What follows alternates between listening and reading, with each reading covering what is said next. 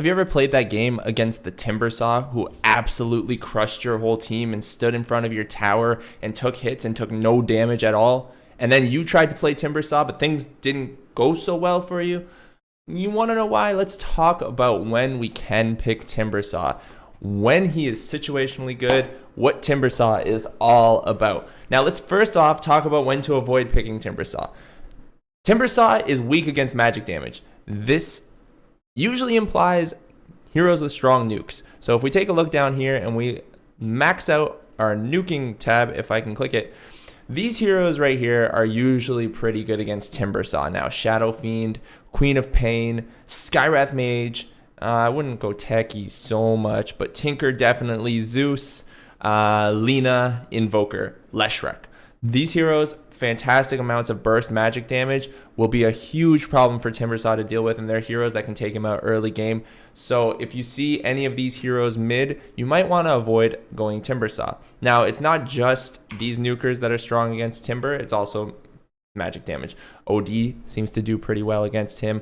Any team that has a good form of burst magic damage, if you got burst Morphling coming through, he does quite a bit. That's when you have to be careful against Timber. Now, who's Timber good against? Well, when you have his first spell, his Whirling Death, that does stat lost based on a percentage, you have to look at who that would affect the most. And actually, when you think about it, it's strength-based cores that this affects quite a bit. So stat loss based on percentage means that they will lose 15% of whatever their primary stat is for 14 seconds if Timber gets Whirling Axes off on them.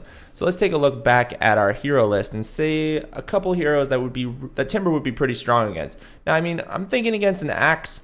If Timber jumps in here and uses his Whirling Death on Axe, he's probably going to lose a significant portion of his HP because most of his stats go into strength. We're looking at other heroes who are strong cores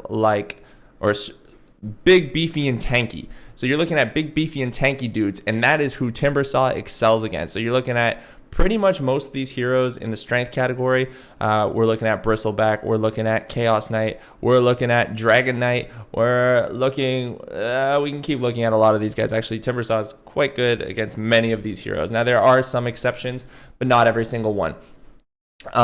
Against agility carries, Timbersaw lanes well early because he needs to get himself levels. Once he gets levels, he becomes ridiculously strong and hard to deal with due to his passive.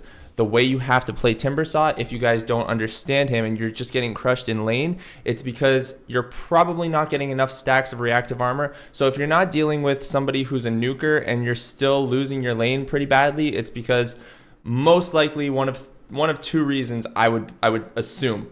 Reason number one, you're far too aggressive between levels 1 and 5. You can be more aggressive at level 5, and level 5 because you can level up your reactive armor. And reason number two would be because you don't know how reactive armor works properly, or you don't use it to its full effect. Reactive armor gives you additional armor based on the amount of times you've been hit. The way you take full advantage of this in lane is by using creep aggro. So I'm actually going to hop into a game real quick just so we can use a little bit of creep aggro to demonstrate what I'm talking about for the people who are pretty new to Timbersaw.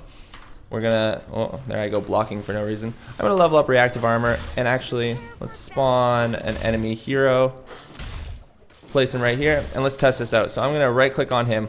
Look at where I'm at right now with my armor. Now I have 4 armor. If I right click on this hero, it forces these creeps to attack me. This is called creep aggro, very basic concept in Dota, but a lot of people don't know it.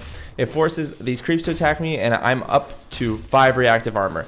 Now, when I become really strong, notice that my HP regen is at 5.9 due to my armor bonus right now. Let's upgrade a little bit more. Let's level up a couple times and get to level 5. Now, usually, yeah, this is approximately what it looks like. If I right-click on this hero, I can force these creeps to attack me, and now I'm at 15 reactive armor. Look at my HP regen, 22.1 per second. This is ridiculously high. This is why sometimes when you're playing against a Timbersaw, he just never dies. I could stand under Fountain and take damage. I'm trying to aggro this creep here by right-clicking this axe. Yeah, there we go. So look at this. I'm taking damage under tower, but it's not even significant. It's pretty big because I don't have any items or anything else, but I'm regenerating 22.1 damage, 22.1 HP per second. And that is why Timbersaw is ridiculously strong early game, and then he snowballs. Really good ways to snowball with Timbersaw are buying mobility items. I know this is difficult. This is for somebody who's getting to the stages a little bit past 2K to be able to use items like Blink Dagger on Timbersaw effectively. You blink in and you use your Whirling Death, and then you W onto something, you throw your Chakram. I'm not going to go into a tutorial on how to play Timber right now, but those are the basic concepts of him. Try to get used to him with his ridiculously good early game against non-nuking teams. He's a great hero to pick fourth or fifth into the lineup when you know that there are people who cannot counter you, or you know that they have to pick a support or possibly a mid laner, not a mid laner, a support or an off laner, and you know who you're going to be matched up against. Timbersaw can be very strong. Hope you guys enjoyed this little tutorial on Timber. Avoid him against magic damage. Use him against strength-based cores. Very strong strength-based cores get HP from their strength, so when you reduce it by 15%, you're effectively reducing their HP by 15% as well. Hope you guys enjoyed this video. If you did, right here, damn it, right here, subscribe, check me out on twitch.tv/Navitz, and I will check you guys another day. Peace out.